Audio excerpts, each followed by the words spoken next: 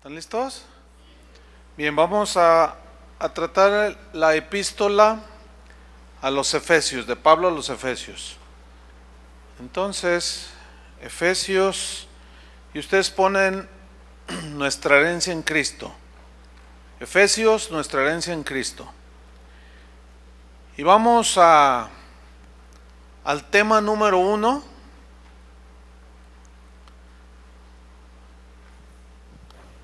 Yo suelo poner un título a cada uno de los temas. Y el tema número 1 se llama Escogidos por Dios. Escogidos por Dios. Bien. ¿Quién es el autor de la epístola a los Efesios? Pablo es el autor. Él estaba prisionero en Roma cuando escribió esta carta y otras más. Entre el año 60, 62 después de Cristo. Propósito de la epístola. Propósito de la epístola. Establecer a los creyentes en la verdad de Dios. Ese es el propósito de la epístola. Establecer a los creyentes en la verdad de Dios para que estén sólidos, que maduren, que crezcan. Ahora, esta epístola tiene 6 capítulos. Los primeros 3 capítulos hablan de pura doctrina, ¿sí? Pura doctrina. Y en los 3 restantes hablan sobre la conducta cristiana. Es decir, que Efesios es una epístola teológico-práctica. Porque, repito, los 3 primeros capítulos le da un énfasis en lo netamente doctrinal y los 3 restantes le da un énfasis en la vida práctica cotidiana. Lo mismo sucede con la epístola a los Romanos y algunas otras. Eso nos enseña pues que no basta con aprender, de saber, de llenarnos de conocimiento. Eso es el primer paso, ¿sí?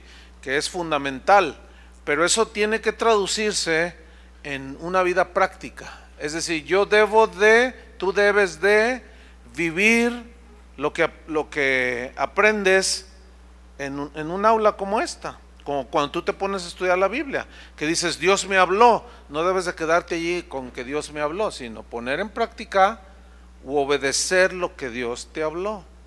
Ese ha sido y será un énfasis de la Biblia misma. Santiago dice, pero sed hacedores y no solamente oidores, que desgraciadamente eso sucede en la vida de muchos cristianos. Los primeros 10 versículos de esta epístola nos hablan sobre el pasado, el presente y el futuro de cada uno de nosotros. Los primeros 10 versículos del capítulo 1. Y vamos a entrar de lleno en la epístola sin más preámbulos. Efesios 1:1. Tengan su Biblia abierta ahí. Pueden subrayar. Si a lo mejor en ocasiones voy un poco rápido, ustedes nada más anoten la cita, yo se las leo, a menos de que sean muy veloces para mover la Biblia. Entonces vámonos a Efesios 1:1. Dice Pablo, o sea, como el que escribió la epístola, Pablo, apóstol de Jesucristo por la voluntad de Dios. La palabra apóstol viene del griego apóstolos, que significa simplemente enviado, significa comisionado. Hoy hay un gran debate si existen apóstoles o no existen el día de hoy. Pongan atención. Al nivel de los 12 apóstoles de Jesús, ya no existen. Ya no, porque ellos fueron los que recibieron la revelación que tenemos ya escrita, que son las epístolas, los evangelios, etc. Al nivel de los 12 apóstoles de Jesús ya no hay, aunque algunos Ahora salen con que a mí Dios me reveló tal cosa, y tú lo comparas con lo que reveló el Espíritu a los apóstoles, en este caso como Pablo, y te das cuenta que difiere, que se contradice. Entonces, ¿quién es el falso? El que escribió Pablo aquí, un apóstol verdadero original, o uno que en el siglo XXI dice que es apóstol. Entonces, en ese nivel ya no hay, pero en el sentido de enviado, de comisionado, sí hay apóstoles, pero estos ya no en el mismo nivel de los apóstoles que traigan la revelación de la voluntad de Dios, ya no. ¿Sí? No sé si me expliqué. Bueno, ok, porque este es un debate. Ahora fíjate, dice, Pablo, apóstol de Jesucristo, comisionado, enviado por la voluntad de Dios. Es decir, fue Dios, en Dios se originó el ministerio de Pablo. Eso significa que Dios no necesita gente acomedida, sino llamada. ¿Entendieron? Hay gente que dice, yo tengo un deseo en mi corazón de servir al Señor, voy a ser pastor. Espérame, no es si tú quieres, es si Él quiere que tú seas. Eso es algo muy importante que cada uno debe de analizar, porque hay mucha gente que quiere servir al Señor, pero si no es llamado, no es que tú quieras o no quieras, es cuestión de llamado. Entonces, por eso Pablo dice, yo soy apóstol de Jesucristo por la voluntad de Dios. O sea, no fue una iniciativa mía, sino fue una iniciativa de Dios. Yo simplemente estoy obedeciendo.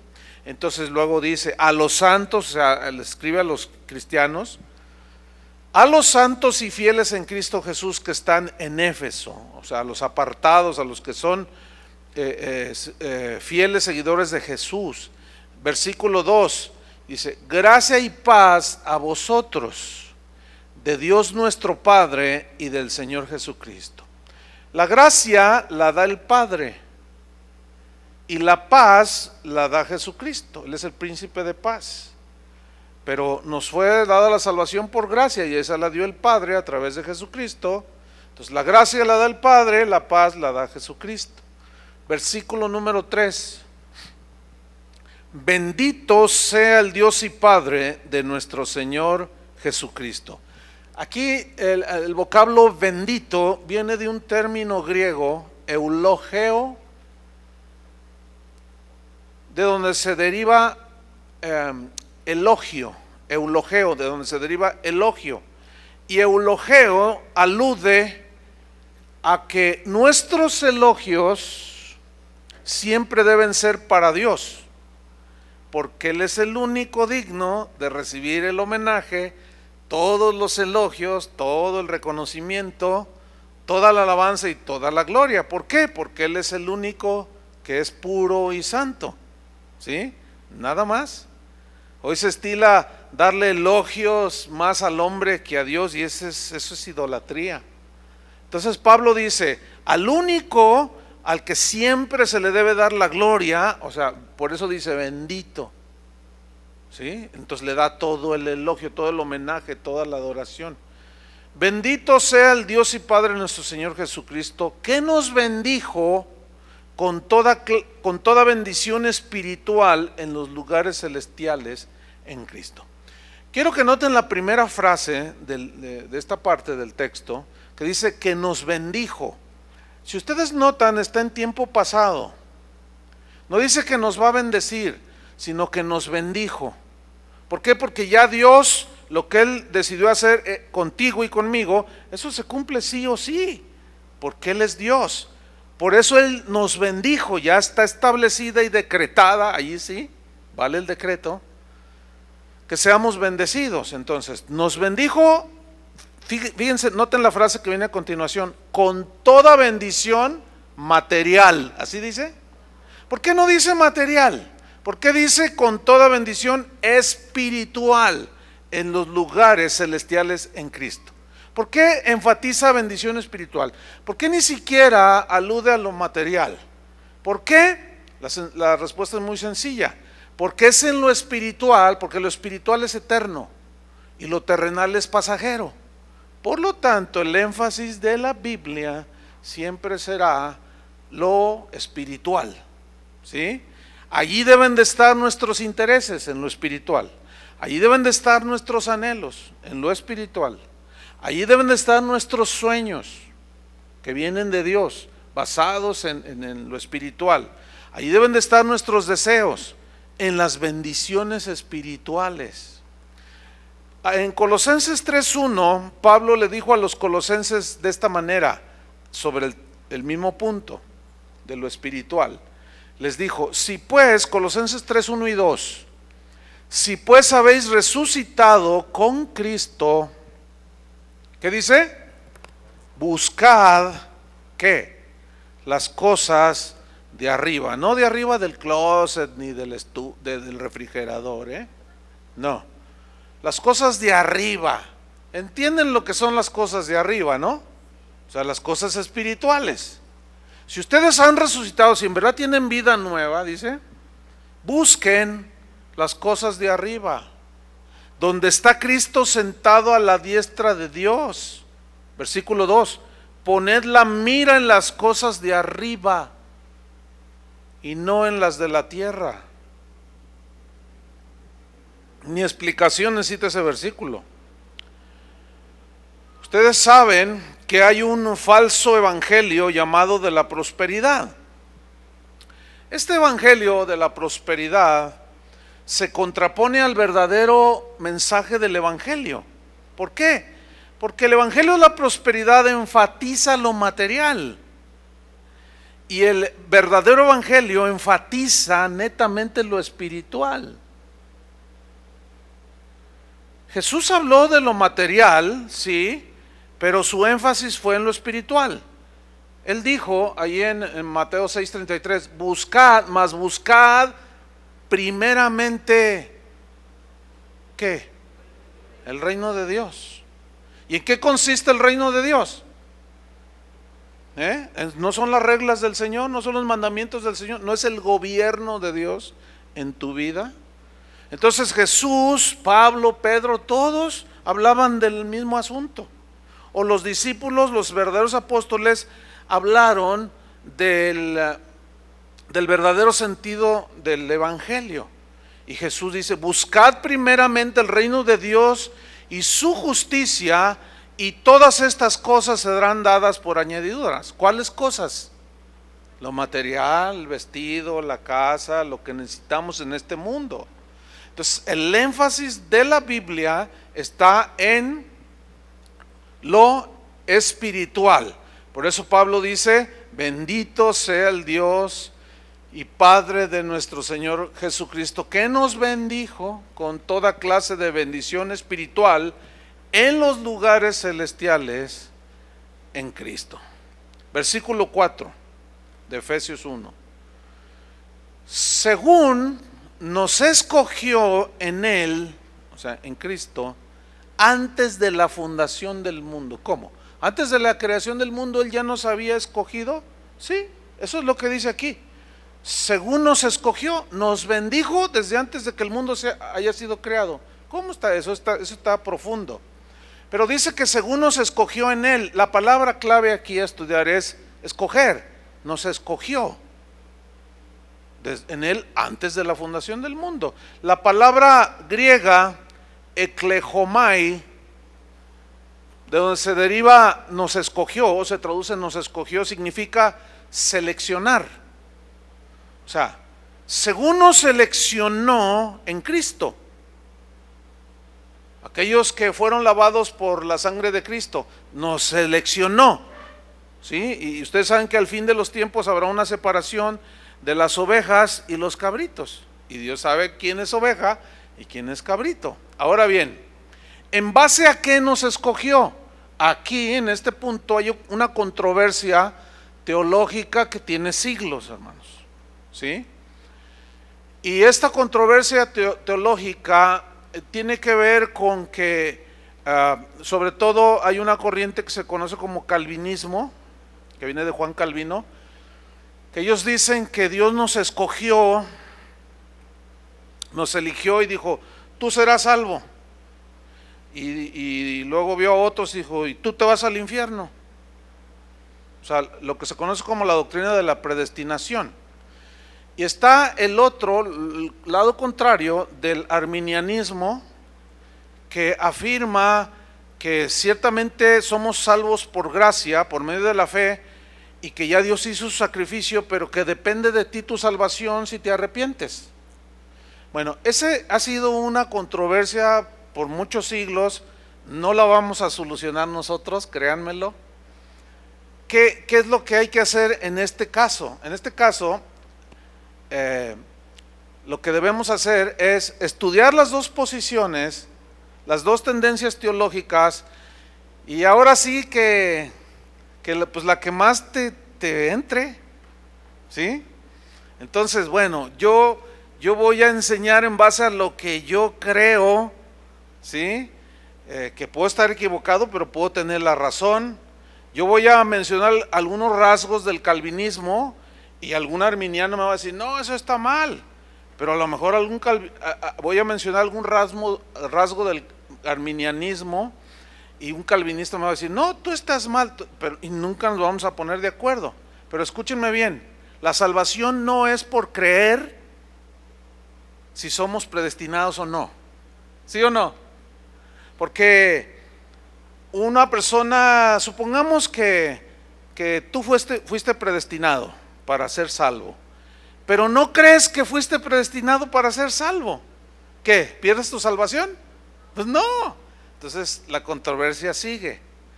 Pero yo quiero, pues no puedo profundizar mucho hasta más adelante en el asunto de la elección, pero quiero contestar esta pregunta. ¿En base a qué nos escogió? Bueno, vamos a ver primero de Pedro 1:2.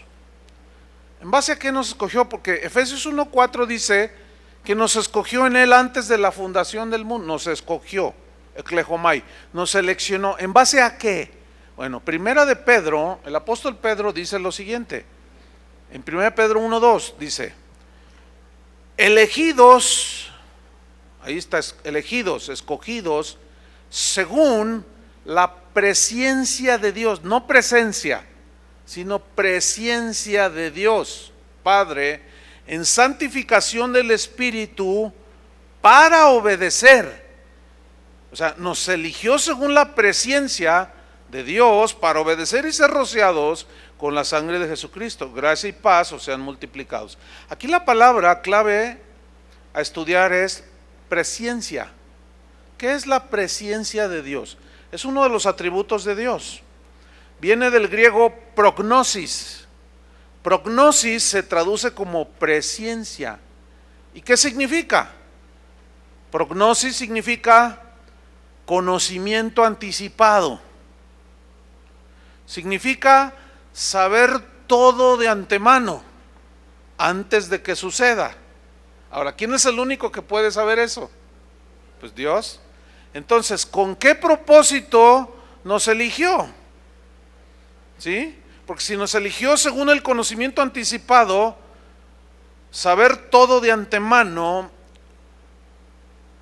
hay una interpretación a esto que dice que Dios nos eligió en base a su conocimiento anticipado de quién le va a rechazar y quién le va a aceptar. ¿Están entendiendo? Y es en base a ese conocimiento anticipado, desde antes de que sucedan las cosas, que Dios nos eligió. Y esta es una posición del arminianismo, ¿sí? Que asegura precisamente que Dios ya sabía que tú ibas a aceptar a Jesús, te ibas a arrepentir de tus pecados, y en base a ese conocimiento anticipado te escogió, te eligió, ¿sí? Pero el calvinista rebate esto con algunos otros textos, por eso es una controversia. Son de los asuntos teológicos que por siglos y siglos no se han podido poner de acuerdo los cristianos. Para mí, fíjate bien, para mí no es un asunto fundamental de la fe. Yo sé que esto que acabo de decir lo oye un supercalvinista o hipercalvinista y va a decir, hereje, me va a decir, ¿no? Entonces yo le puedo contestar y el debate seguirá. Pero bueno, hasta donde nos alcance. ¿Está bien? Entonces, esa es la posición de que Dios nos escogió según su presciencia, su conocimiento anticipado, y en base a eso nos escogió. Pero el calvinismo dice, no, Él te escogió porque Él quiso. Oye, pero si yo quiero salvarme, bueno, pero si Dios no te eligió, te vas a ir al infierno. Entonces, bueno, juzguen ustedes a donde más les entre el asunto. Bueno, entonces nos escogió, vamos a quedarnos ahí, ¿no? En el versículo 4.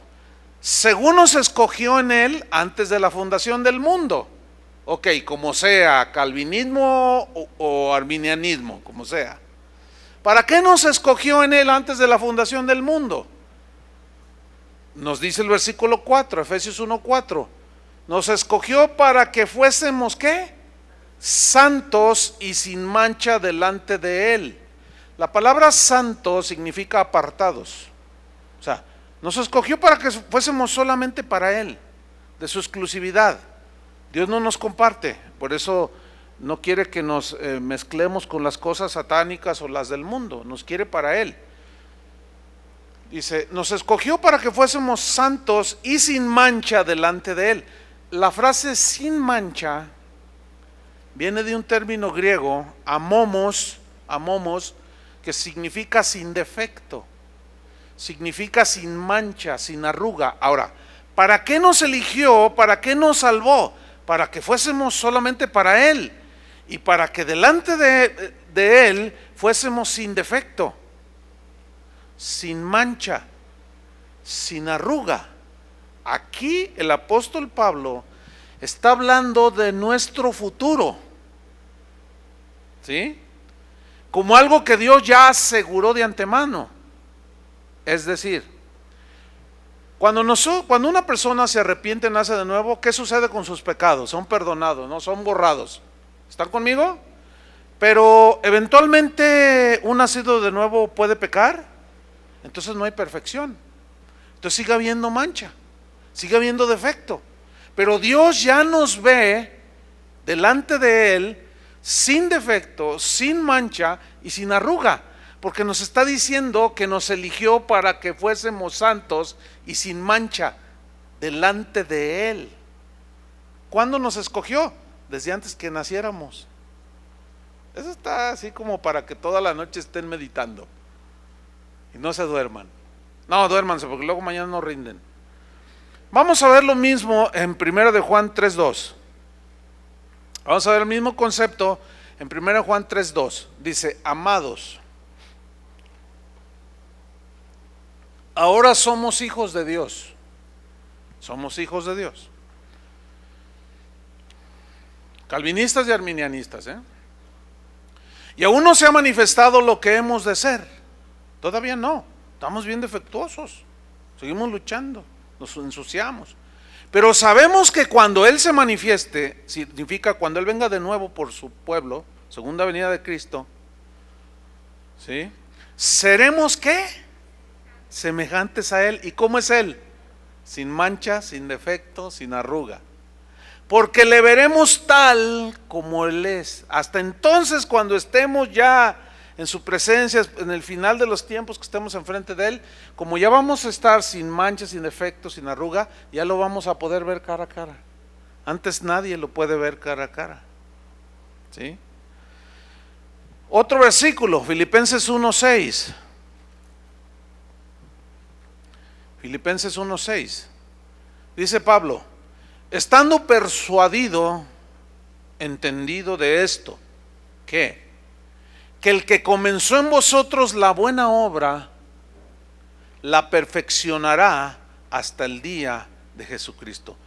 ¿Qué fue lo que empezó en nosotros como buena obra? ¿Qué empezó en nosotros haciendo el Señor? Salvándonos de la condenación del infierno, ¿no? Bueno, hasta el día de Jesucristo, hasta que Él venga, Él en todo ese proceso, que nos muramos o que Él venga por nosotros, Él nos va a perfeccionar, nos va a llevar hacia la madurez, nos va a llevar más hacia el conocimiento de Jesús.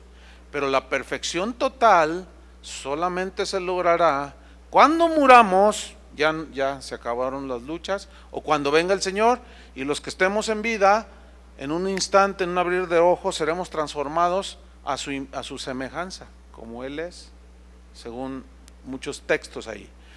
Por eso, hermanos, en vista de esto, de que el Señor ya nos bendijo con toda clase de bendición espiritual, nos escogió para que fuésemos santos y sin mancha delante de Él, dando por un hecho que lo que Él empezó lo va a terminar, ¿cierto? Bueno, por eso es que la salvación es algo que tenemos seguro. Es decir, que la salvación no se pierde. ¿Por qué? Porque Dios no se puede equivocar con los elegidos. O sea, el que empezó la buena obra, ¿qué va a hacer? La terminará. Y aquí está otra controversia de las mismas dos posiciones teológicas. El calvinismo, que asegura que la salvación es algo que como no nos ganamos por obras, tampoco las podemos ganar por obras, que es un regalo y solamente Él puede mantener la salvación en nosotros. Y como no es algo mérito de nosotros, la salvación es un regalo que Dios da, no te la da y te la vuelve a quitar, porque ¿con cuántos pecados pierdes la salvación? ¿Con uno o con dos? ¿O con tres? Bueno, supongamos que la pierdes y luego te arrepientes, ¿vuelves a nacer de nuevo? Bueno, ¿cuántas veces tienes que nacer de nuevo? ¿Cuántas veces se nace naturalmente? Una. Jesús dijo, lo que es nacido de la carne, carne es; lo que es nacido del espíritu, espíritu es. Se nace una sola vez en lo físico, en lo natural, y se nace una vez espiritualmente. Y tú siempre serás hijo de tu papá y de tu mamá. Entonces el que nace de nuevo, siempre su papá será Dios. Pero el arminiano dice que sí se pierde la salvación. Pero entonces, ¿cómo conciliar eso? Bueno, vive con la seguridad de que la salvación no se pierde. Alguien dijo esto, ¿no? Así con sabiduría. Pero, o sea, tú crees y mantente en esa seguridad de que estás seguro en Cristo, que la salvación no la pierdes, que es un regalo de Dios. Pero vive de tal manera como si se fuera a perder. Y así, mira, ya estamos conciliados, ¿verdad? Así entre arminianos y calvinistas, ¿no? Y no hay pleito. Porque igual, si usted es arminiano y dice, no, es que sí se pierde, pues cuídela. Y si yo concilio con esa parte del calvinismo, no con todo el calvinismo concilio yo, en lo personal, pero yo soy de los que creen que la salvación no se puede perder, ¿verdad? Pero eso no me da lugar a vivir como me da mi gana, en el libertinaje, porque si yo viviera en libertinaje, eso sería prueba de que no soy salvo, porque el que es salvo se aparta del pecado. ¿Están entendiendo? Pero la controversia va a seguir y bueno, pues que se peleen ellos.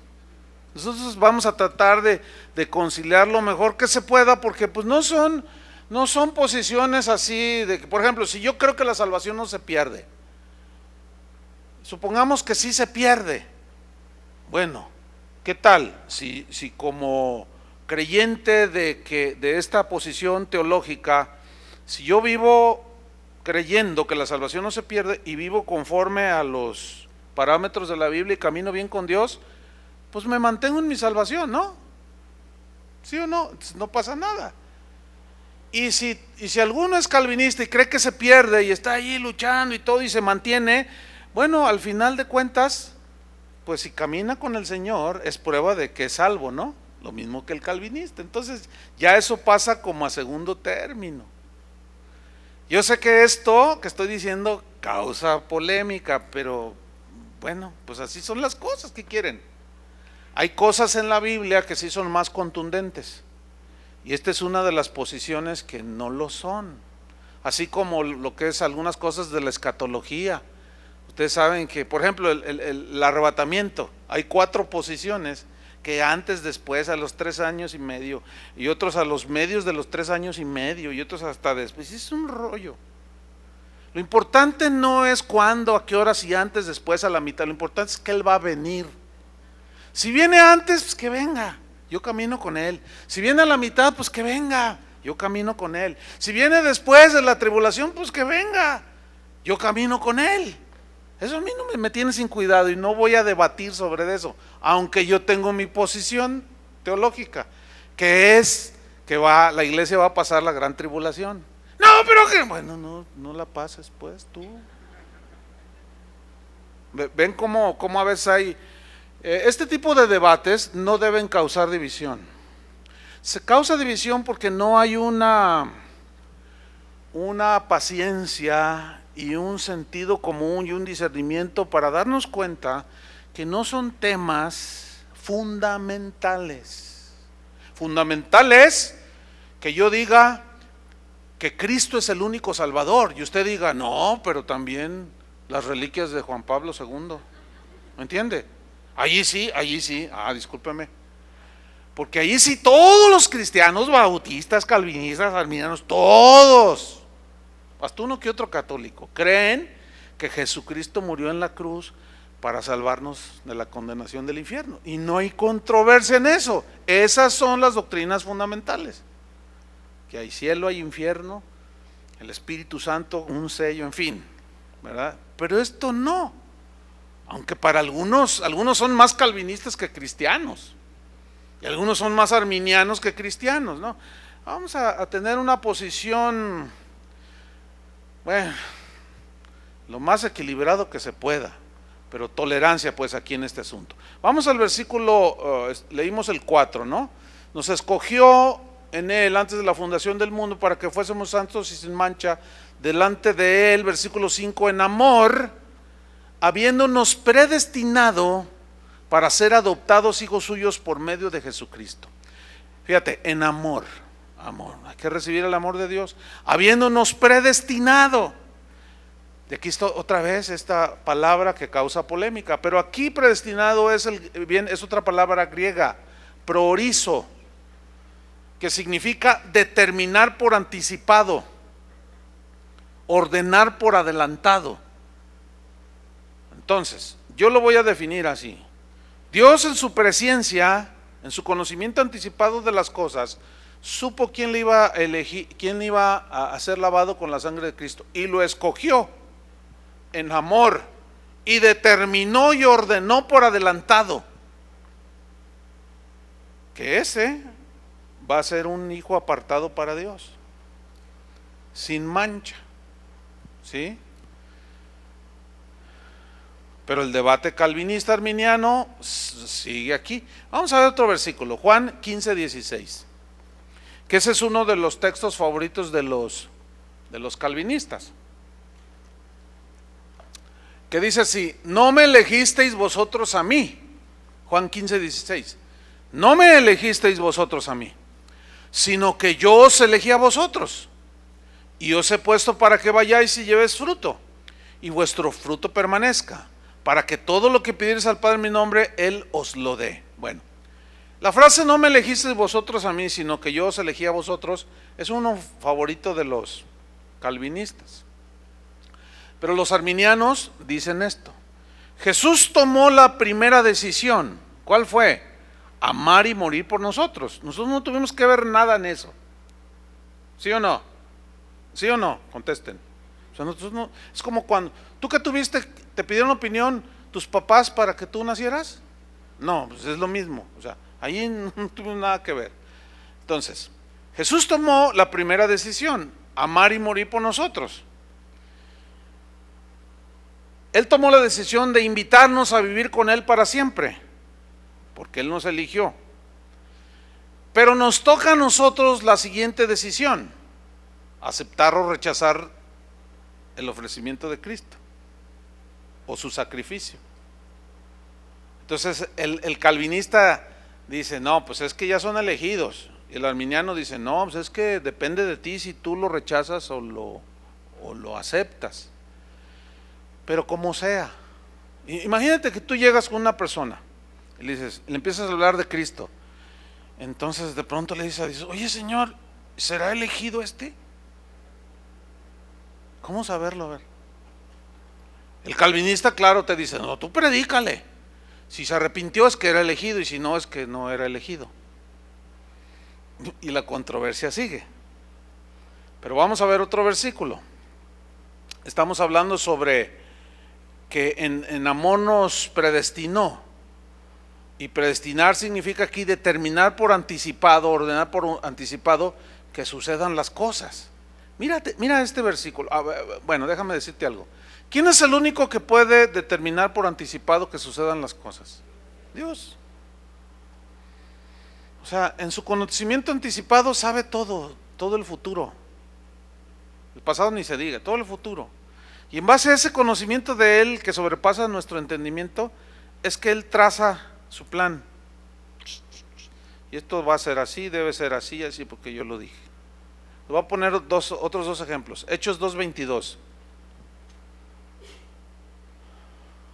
Dice: varones israelitas, oíd estas palabras. Jesús Nazareno, varón aprobado por Dios entre vosotros con las maravillas, prodigios y señales que Dios hizo entre vosotros por medio de él, como vosotros mismos sabéis. A este, entregado por el determinado consejo y anticipado conocimiento de Dios, prendisteis y matasteis por manos de inicuos crucificándolo. Fíjate, fue entregado por el determinado consejo y anticipado conocimiento de Dios. O sea, Dios ya en la eternidad determinó cómo iba a morir el Hijo de Dios, su Hijo. Vamos a Juan 13:18. Y este es otro versículo del control, del dominio que tiene Dios de todo. Y en base a eso, Él determina todo, porque Él es Dios. Por eso todos los que dicen, yo determino que esto, yo decreto, no saben lo que están diciendo. Se ponen en el lugar de Dios, porque Él es el único que puede hacerlo. Juan 13:18. ¿Qué dice Juan 13:18? Está hablando Jesús y dice: no hablo de todos vosotros, yo sé a quienes he elegido, mas para que se cumpla la escritura, el que come pan conmigo levantó contra mí su calcañar. ¿De quién está hablando? De Judas. Pero ahí les va el asunto. Esto nos bota los fusibles. Acá de acá arriba. ¿Por qué? Porque fíjate el control y el dominio que tenía Cristo como Dios de todas las circunstancias. Y fíjate cómo preparó todo para que en el momento exacto naciera Judas, viniera Jesús, todos los elementos alrededor que tuvieron que ver con la muerte de Cristo se dieran en ese tiempo, pero siglos atrás lo profetizó. Y con una exactitud que solamente Dios puede provocar, se dieron todas las cosas. Y estaba escrito que alguien le iba a entregar, que lo iban a traicionar. Y cuando ve a Judas, él ya lo conocía. Y sabiendo quién era, lo escogió. Dice: tú vas a ser uno de mis 12. ¿Tú escogerías a alguien como socio en tu negocio que sabrías de antemano que te va a defraudar? A ver, decreta. Decrétalo. No, yo decreto que todo va a ir bien. ¿Edad? Nada que ver. No podemos ponernos en el lugar de Dios. Solo Dios puede hacer eso. Esto es maravilloso. Ahora, si Dios tiene el control y dominio de todas las cosas, y Él dijo que ya nos bendijo con toda clase de bendición espiritual, y que soy su hijo, ¿tú crees que las circunstancias que puedas tú pasar o yo escapan de su control? Ahí está. Entonces, tranquilos, hermanos. Que la paz de Dios gobierne en vuestros corazones, ¿verdad? El justo por la fe vivirá, y fe es reposar, confiar totalmente en Dios. ¿Por qué? Porque a lo mejor no entiende esta profundidad muchas cosas de estas todavía, algunos, porque eso depende también del grado de revelación que se tenga, ¿no? Pero en alguna allí que pesques, como que Él te escogió en amor y que te bendijo con toda clase de bendición espiritual, y con eso te da una seguridad extraordinaria para seguir adelante. Y que pase lo que pase, por eso Pablo lo definió en Romanos 8:28. ¿Qué dice Romanos 8:28? Sabemos que los que aman a Dios, que todas las cosas nos ayudan para bien. Y todas las cosas significan las cosas buenas y las cosas malas. Entonces, ¿por qué chilláis?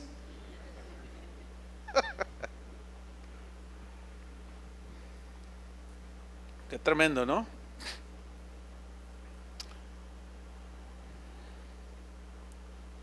Sigo en el versículo 5. En amor, habiéndonos predestinado para ser adoptados hijos suyos por medio de Jesucristo, según el puro afecto de su voluntad. ¿Qué significa eso? Significa que Él planea y hace las cosas como Él quiere. ¿Por qué? ¿Por qué como Él quiere? Porque Él planea y decreta y hace las cosas como Él quiere, porque Él tiene un conocimiento anticipado de las cosas antes de que sucedan. Por eso se llama Dios, mis queridos hermanos. Entonces lo que Dios decreta que suceda, eso va a suceder. Nadie lo puede impedir. ¿Por qué? Porque Él es el Dios omnipotente. ¿Saben lo que quiere decir omnipotente? Que todo lo puede. Él es omnisciente, que todo lo sabe. Él es omnipresente, que está en cualquier lugar. Él es el mismo ayer, hoy y siempre, por todos los siglos. Entonces, ¿para qué nos predestinó y nos adoptó como sus hijos? ¿Para qué? El versículo 6 nos dice, ¿para qué? Para ser ricos y famosos, ¿así dice? Para ser reconocidos en el mundo, para disfrutar de las cosas terrenales, así dice. Imagínate todo lo que hace, nomás para darnos casas nuevas y carros nuevos. No inventen, compadres. No. ¿Para qué hizo todo esto? Planeó todo, se ejecuta. Versículo 6. ¿Para qué? ¿Cuál fue el propósito? Para alabanza de la gloria de su gracia. Es decir, si todo fue planeado por Dios desde antes de la fundación del mundo, todo eso que Dios planeó se cumplirá. Se va a cumplir, precisamente porque Él es Dios. Y miren, ¿por qué lo hizo así? ¿Para qué lo hizo así? Para alabanza de su gloria. En otras palabras, todo el reconocimiento, toda la gloria, toda la alabanza es para Dios. ¿Hay alguna duda al respecto? Escúchame bien lo que te voy a decir. Ten mucho cuidado de robarle la gloria a Dios. Te lo digo así con la mayor seriedad, porque los seres humanos tenemos esa tendencia de querer ser reconocidos, que la gente nos aplauda, que la gente nos diga cosas bonitas, y luego Dios nos empieza a usar, nos empezamos a atribuir nosotros, que Dios obra a través de nosotros, porque yo no soy tan malo como los demás. Yo lloro más, yo oro 10 horas, yo voy a la escuela bíblica, yo estudié, yo. No inventes. Quítate eso de la cabeza. Porque en el momento en que tú te atribuyes lo que le pertenece a Dios, pregúntale a Satanás qué le pasó. ¿Qué le pasó? Quiso ser igual a Dios, quiso quedarse con la gloria que le pertenece a Dios. Por eso, hermanos, si Dios te usa, si Dios te hace un instrumento escogido para su gloria, y tú ves que las bendiciones de Dios fluyen a través de lo que Dios quiere que tú hagas, no olvídate de querer quedarte tú con un pedacito. El salmista decía, no a nosotros, oh Señor, sino a tu nombre la gloria, no a nosotros.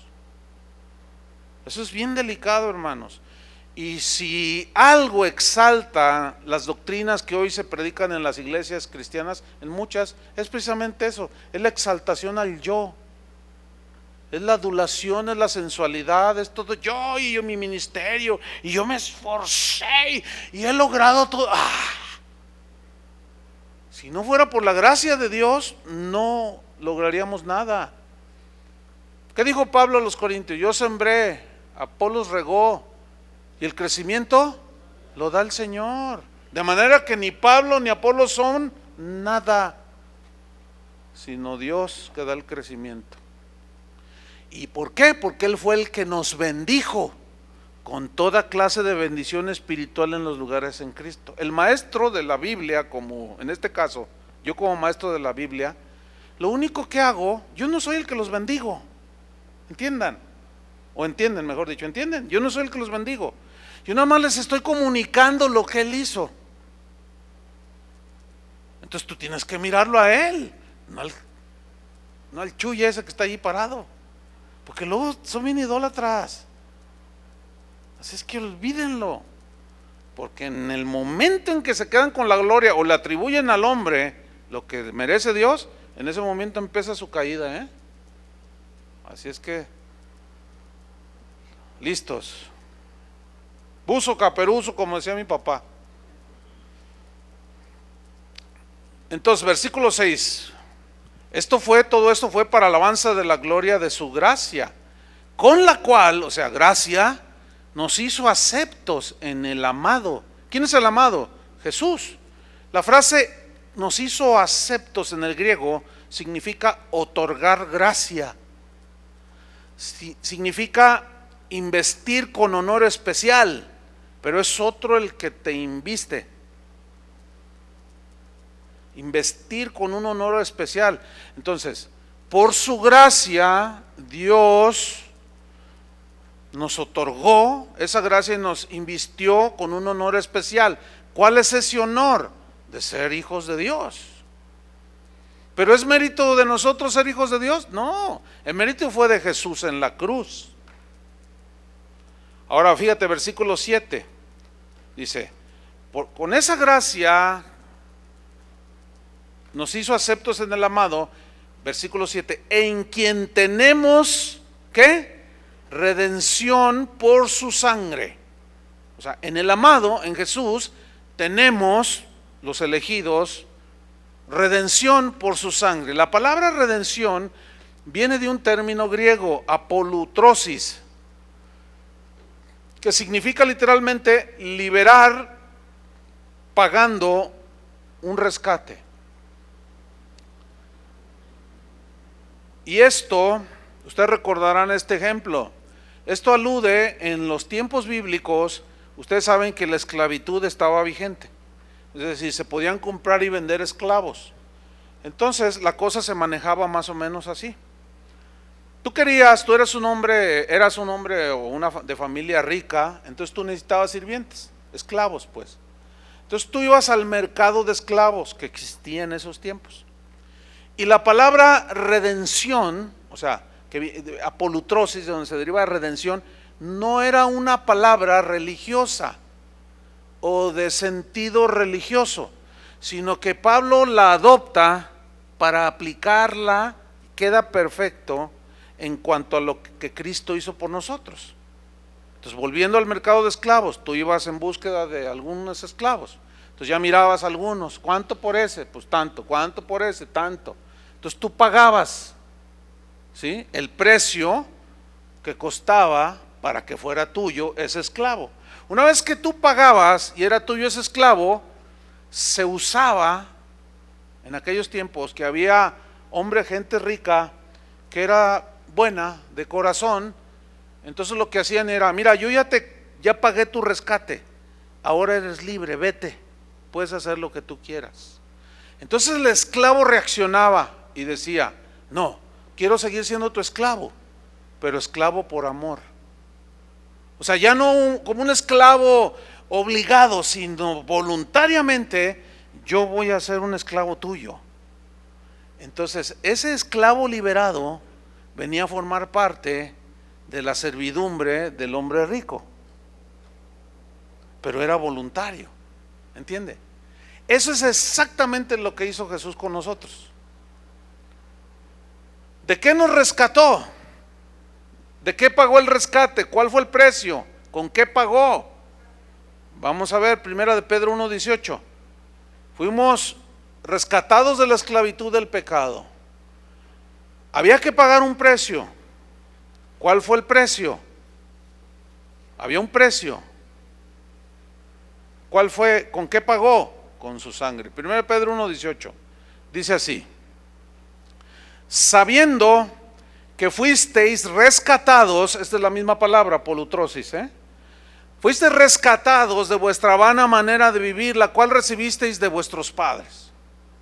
No con cosas corruptibles, o sea, tu rescate no se pagó con cosas corruptibles como oro o plata, sino con lo que se pagó fue con la sangre preciosa de Cristo, como de un cordero sin mancha y sin contaminación, escuchen, ya destinado desde antes de la fundación del mundo. Entonces, Cristo me liberó, perdonó mis pecados. ¿Qué le dijo a aquella mujer? Vete y no peques más. ¿Se acuerdan de aquella adúltera? O sea, eres libre, vete y no peques más. Bueno, esa sí es una seguidora de Jesús. Pablo decía, Pablo, esclavo de Jesucristo. O sea, yo fui liberado, pero yo decidí ser esclavo de Él. Ceder mis derechos. Porque un esclavo no tiene derechos, ¿verdad que no? Entonces, somos esclavos por amor que cedemos nuestros derechos y los sometemos a la voluntad del que me amó y pagó el rescate. Entonces, si alguien da su vida por ti, ¿qué más nos queda a nosotros? ¿Qué es lo menos que podemos hacer? Dar nuestra vida por Él y vivir como esclavos de Jesús, pero no es una esclavitud que se enseñorea de nosotros, sino que al contrario, nos sigue dando esa libertad, pero cada vez nos une más a nuestro amo. Jesús dijo en Juan 8:34, Juan 8:34 dijo, de cierto os digo, que todo aquel que hace pecado, esclavo es del pecado. El 36 dice, así que, si el Hijo os libertare, seréis verdaderamente libres. Más adelante dijo, conoceréis la verdad y la verdad os hará libres. Ahí está. Es pues la redención, el acto por el cual Dios mismo pagó el precio por nuestros pecados, para obtener nuestro rescate de la esclavitud del pecado. ¿Sí? Pagó con su sangre. Ahora, ¿cuál fue el resultado de ese rescate? Según Efesios 1:7, en quien tenemos redención, rescate por su sangre. ¿Y cuál es el resultado? El perdón de ¿qué? De pecados. Aquí perdón significa cancelar una deuda, significa enviar lejos algo.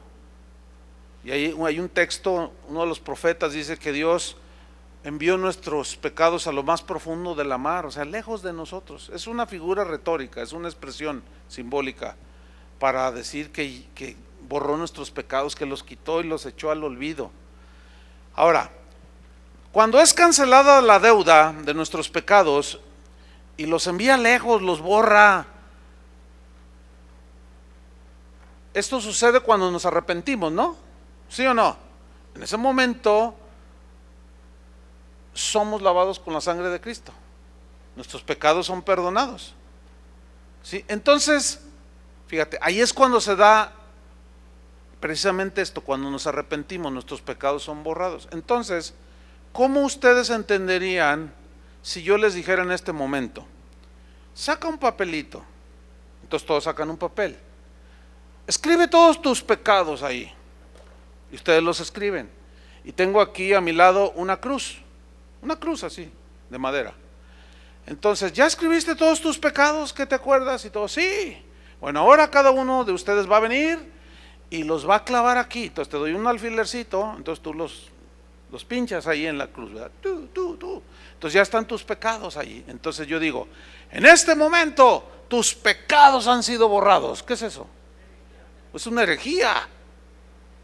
Eso es lo que hace el G12 en sus encuentros. Suena bien, pero ¿es bíblico? No, espérame. Mucha gente que piensa, que discierne, cuando va a uno de esos encuentros malvados,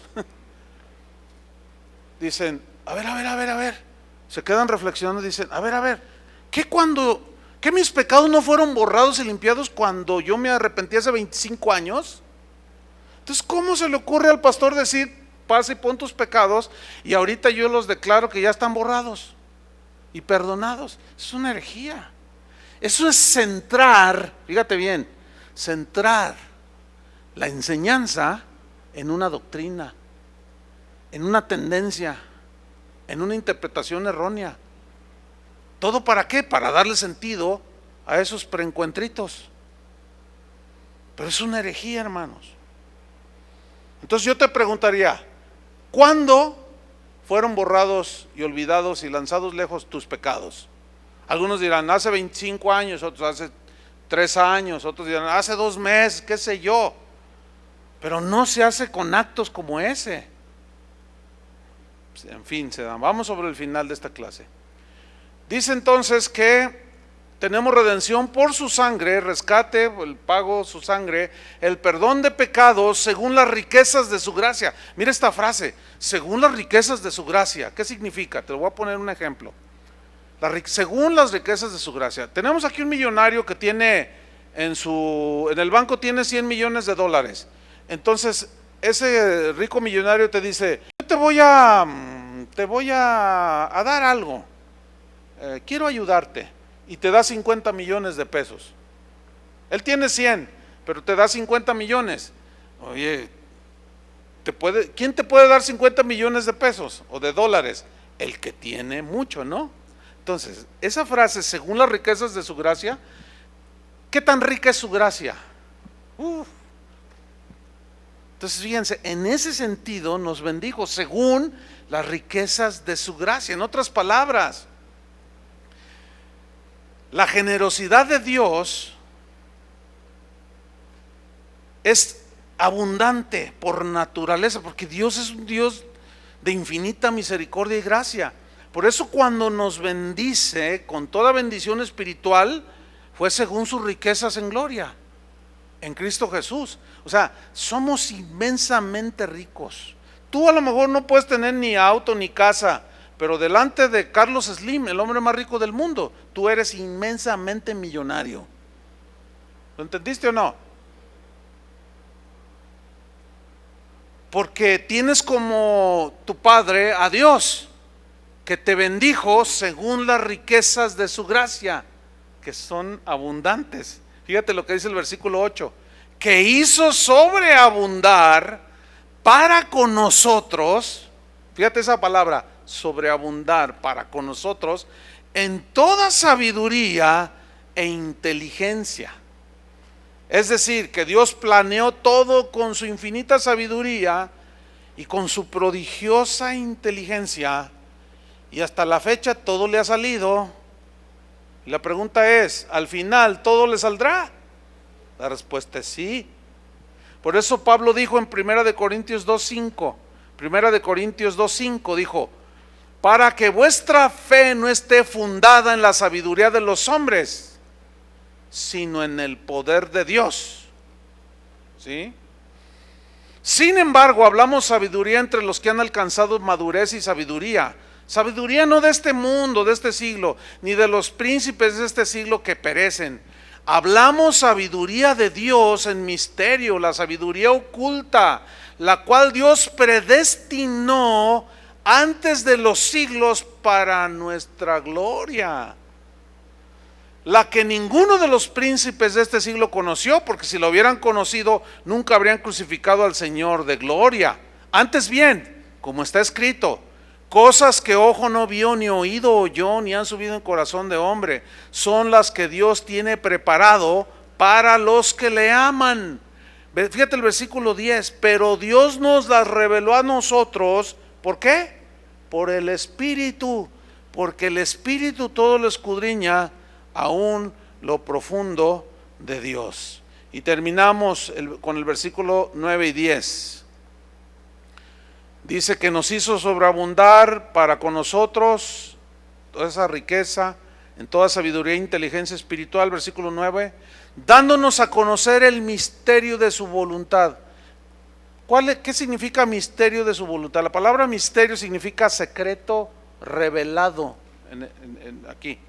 Un misterio para los hijos de Dios es un secreto pero ya revelado, algo que Dios tenía secreto. No todos entienden esto. Pero ¿a quién se les revela?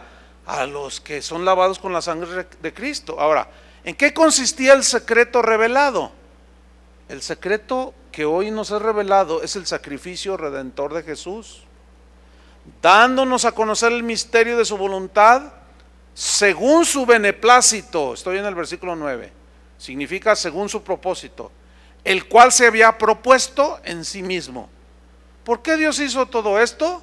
¿Para qué Dios lo hizo? Versículo final, versículo 10. De reunir todas las cosas en Cristo. ¿Cómo están ahorita todas las cosas? Es un desastre. Pero en Cristo al final, todos los que pasaron bajo la limpieza de su sangre preciosa, mire, de reunir todas las cosas en Cristo en la dispensación del cumplimiento de los tiempos, así las que están en los cielos como las que están en la tierra. Y todo volverá a ser como al principio. Fíjense nomás, nada más en esos 10 versículos. Bueno, en lo que digerimos, vamos a tomar 10 minutos de receso.